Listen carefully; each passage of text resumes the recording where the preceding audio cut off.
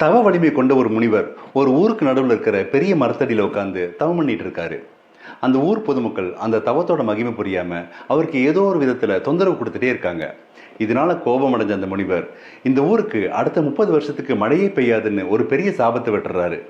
இதனால பயந்த அந்த ஊர் பொதுமக்கள் முனிவர்கிட்ட போய், ஐயா சாமி, தெரியாம தப்பு பண்ணிட்டோம், எங்களுக்கு இந்த சாபத்திலிருந்து விமோச்சனம் அடைய ஒரு பரிகாரம் சொல்லுங்கன்னு கேட்குறாங்க.